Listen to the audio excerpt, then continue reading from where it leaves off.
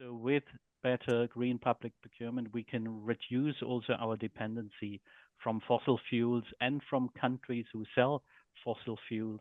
So this is now, I think, also next to the environmental aspect, a very important thing, energy independency for the European Union. And it's also all over the place if you look into certain documents of the European Commission. Now, in a nutshell, what will I do during the next hour? In the first place, a bit explain why are we doing it and what is it? So definition of green public procurement, you can also say environmental public procurement. We used to say also sustainable public procurement, but this is sometimes a bit tricky because sustainability is a bit a broader concept where we also look into the social and economic aspects. So in my talk, it's really about the environmental dimension of sustainability, and that is the green element of it, also green procurement. So what is it? Why are we doing it? I already mentioned one element of it. And then how do you do it in practice? What are environmental criteria? What can we find in the directive? What can you do? And as Marco said, it's also about how can you use eco-labels, how can you use environmental management systems that give you an indication that on the one hand side, a product is more environmental friendly than others. On the other hand, you know that a company is likely to perform in a better way than other companies because you have there a certain indicator. And today it's also more and more evident that it's about also cost saving. And cost saving in a very broad sense, that if we really practice green public procurement, that we also save money in the longer run. And that is then where we come to life cycle costing as the approach to say it's not only about the upfront costs of a building, it's really about the cost that we see for the next 30, 40, or 50 years. And then there is also not really a new, but a bit a broader concept is called circular procurement. We have also a European strategy on the circular economy linked to also the recycling of materials, having the idea that we have to go away from producing waste as we do it today to come to full cycles where we have also recycling of products where we then also can use the recycled material to build new products with them. So, and that is also now a core issue. Green procurement also understood as a very important part of the circular economy and there circular procurement comes into play. And please ask also questions if you have a problem to understand me. That would be great because that is easier for me to have also a nice chat about some elements of what I'm talking about. Now, a definition, and I have not invented this. It's always good to look into documents of the European Commission, and they have there a certain definition for green procurement. This is a process where public authorities seek to procure goods, services, and works. So it's not only about products, it's also broader services, works with a reduced environmental impact throughout their life cycle. So we have already this term life cycle where we later talk about life cycle costing. And then what is the benchmark to say that has to be more environmental friendly, greener? Yeah, it is. The benchmark are good services with the same function, but more or less with a conventional framework. So the benchmark is what you could say, the normal product. And also there, the normal product that is still allowed with the background of the legislation in a certain sector. So there is legislation, of course, on what is the energy saving thing of a washing machine, and there you have all the technical specifications. What are the minimum criteria of a washing machine? So this would be the normal thing that you just buy a product that sticks to certain legislative requirements. But now to go beyond that, that means compared to such a conventional product or service, you go for a much more environmental friendly one. And this is, for instance, the case very evident for buildings. You have in the European Union a buildings directive, and you have in every member state a building code where you have the minimum standards for insulation and what have you. So that green public procurement here means that you really go beyond this minimum standard and you go far away from this and more, for instance, energy efficiency, more renewables all around a new building. And now we come to this very interesting question, what also Marco raised, what colleagues of yours asked. Now, all is voluntary. Wouldn't it be not good to have this more embedded in legislation as a mandatory thing? And then you could say, yes, there is both. Green public procurement is voluntary, as I said. You can always buy a product that is legal. That is not a problem. But there are specific pieces of legislation in the European Union where we already see clear requirements. And that is, for instance, the Clean Vehicles Directive, where there are clear guidance to procure clean and environmentally responsible road vehicles.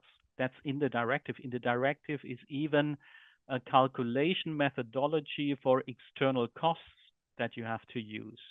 So also the cost calculation is in the directive, which is also there. It's a front runner directive, I would say, because that's so much integrated.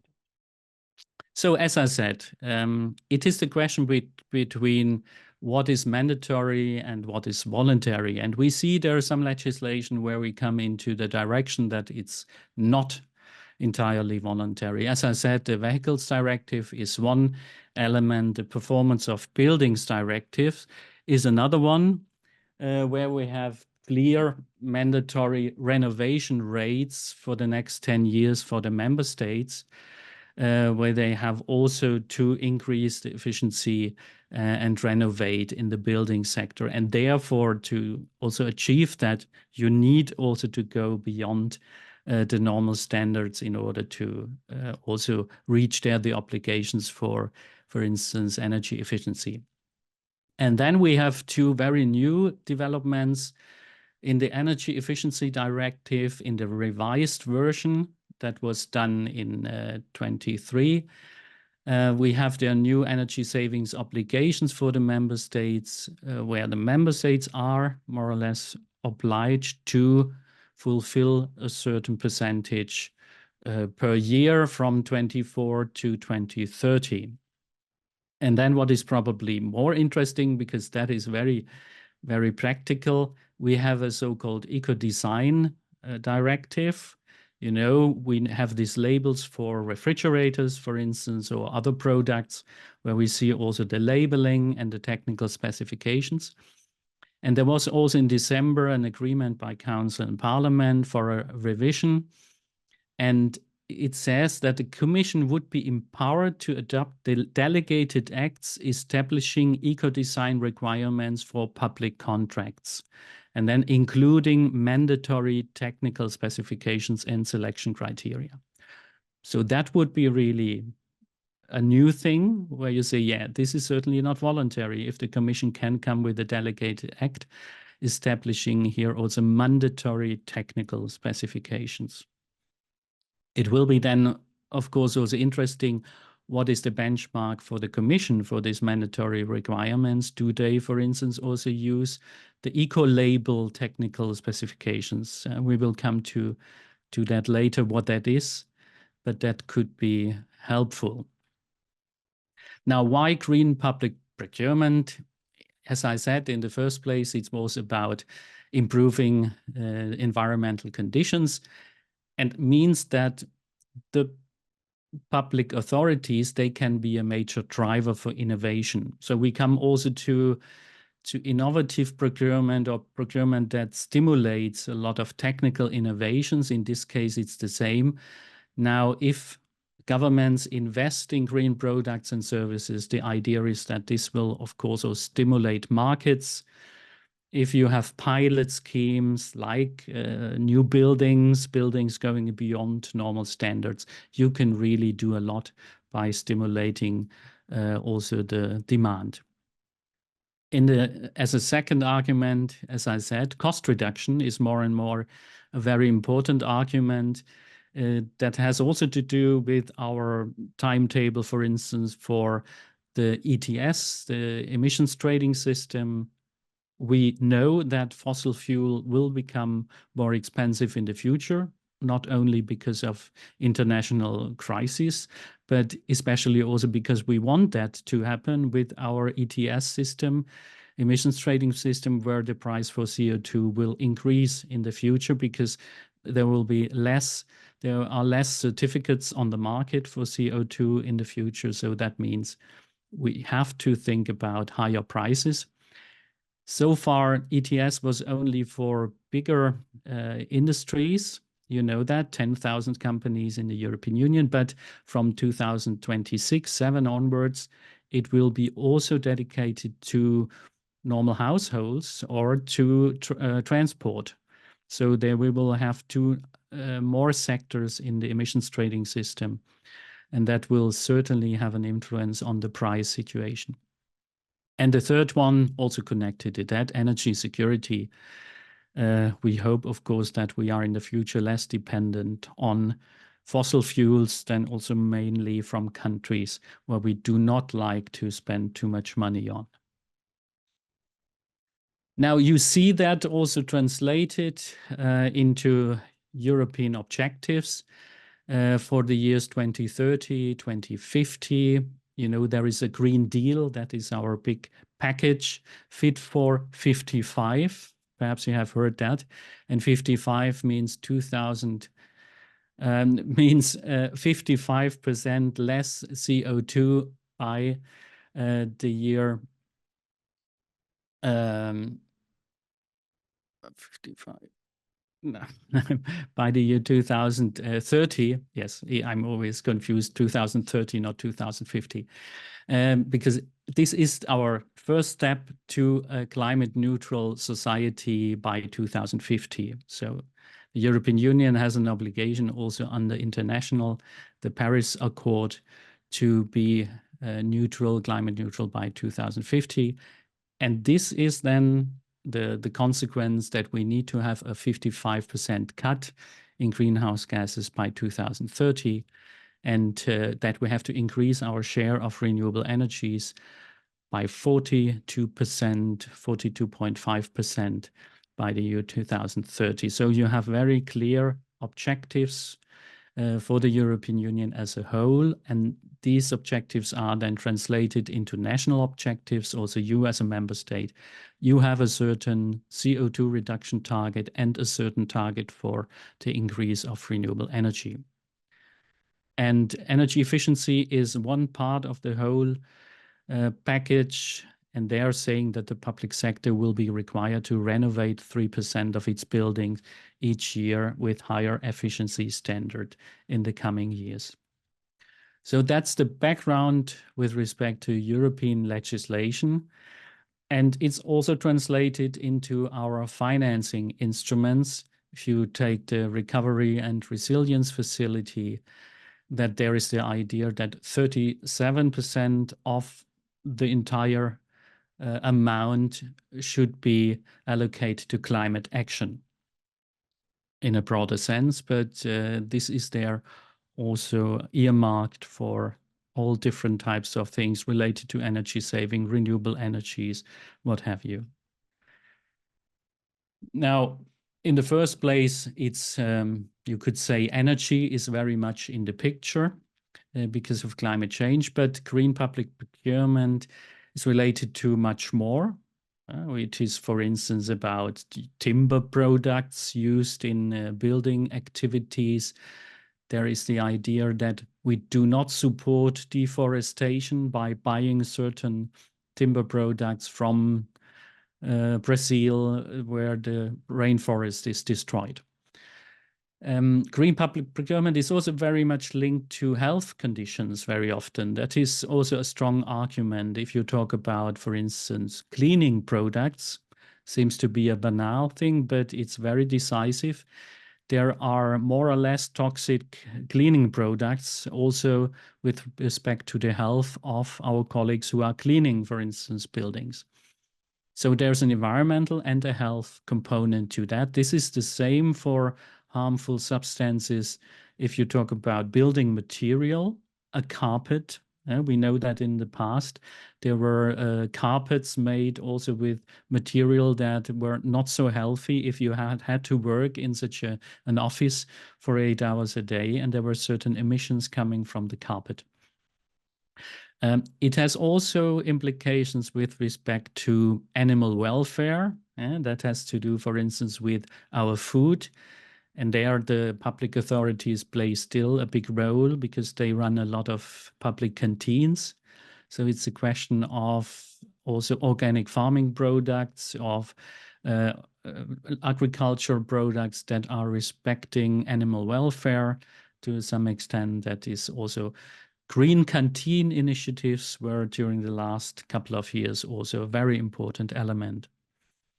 And as I said, preventing waste production and also stimulating recycling, that is related to what we call the circular economy. So what is needed, and there we have some experiences from national governments.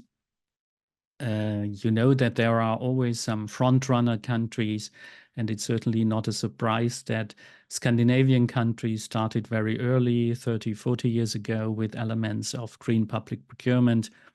It started with recycling paper, for instance, and products like that, where we talked about, I mean, I remember still when I was at the university that we had there an initiative to ask a university only to use recycling paper. So that was more or less one of the first elements. But we see also from different studies what is needed for a very sophisticated green public procurement strategy. You need political support. You need politicians who really say, yes, this has also to do with our standing. We would like to invest in greener buildings, for instance, because we want to, and we will show that also to the outside world. You need then not only political will, but also well-trained people who can also implement that. You need planning, long-time planning, that you also have a sort of green public procurement program where you see what are the objectives for the next 10 years. Dialogue with the market, that's the same for other products. I think what we discuss also in such a course. And you also need priorities. I think we will talk about buildings more in the workshop. Yes, you can also say we have the need for new office buildings, and this could be a priority for us to have here very green office buildings that we commission during the next couple of years. The good thing is that there are colleagues who have a lot of knowledge, and the European Commission has some of the elements also put into handbooks. The last handbook is from 2016, but I think it's still okay, Buying Green, where you see how other authorities have done it with respect to the different stages of the procurement process. So, and then we will also later come to the question, how can you find out whether a product is really green? So also there are a lot of instruments to help you. And this is, for instance, the database of DG Environment. It's called the Good Practice Library, the homepage where you see a compilation of case studies on green procurement. And this is there are also examples. The city X has an energy contract. How did they do that? And that's very, very good. And in this handbook, you find then also examples for the different stages of the procurement process, starting with the definition of the subject matter to the technical specification question and the very decisive question, how can you use eco-label specifications? How can you use also environmental management systems when you select candidates, and what can you do at the award stage. So, and we will just go through the stages, and I will mention some of the examples how public authorities do it in practice. So the subject matter, of course, if you know that you would like to build, for instance, a house under a certain standard, a office building, let's say passive house standard, or BREEAM, that's a standard for sustainable buildings, you can say, yes, I will also describe that as in my subject matter. I would like to commission a building that falls under a certain standard that is far beyond, for instance, the legal standard building code that you have today in your country. And you can do that because public procurement is not about what you procure, but about how you do it. So, and that can mean with respect to works, you can look for the best possibilities with respect to the design and conceptual work, and that is clear instructions on energy efficiency or materials, what have you. You can describe that. For service contracts, you can certainly prescribe a mode of performing, that there are clean products used. If you have a cleaning contract, that the transport to a building site has to be electric or what have you, or natural gas was perhaps some years ago better than on diesel. And with supply contracts, yes, you can say, for my canteen, I would like to have 50% of the tomatoes have to come from organic farming. You can describe that in your subject matter. It is a bit more tricky to say something about a regional dimension. You know that you can not easily say it has to come from not far away than 50 kilometers. There you have to be very cautious. But organic farming, for instance, you can say or they have to have an organic farming label. That is no problem. Now, and then we see that from the practice, a city in Italy, they just describe the subject matter. We would like to supply electricity from renewable energy sources to all public utilities in the city. And here you also are on the safe side. You don't have to define yourself what is renewable energy, because there is a European renewable energy directive, and there is a clear definition. So you are on the safe side. You don't have a problem with that people complain and say, no. We also, I mean, you know, there is a debate, is nuclear power also renewable electricity or not? Not in accordance with the definition of the Renewables Energy Directive of the European Union. So you're on the safe side.